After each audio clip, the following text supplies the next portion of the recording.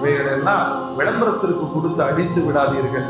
ஏழைகளை தேடி கொடுக்கணும்னா அதுலயும் கஷ்டப்பட்டுதான், அதுலயும் ஏழை யார் என்று தேடி கொடுக்க வேண்டும்.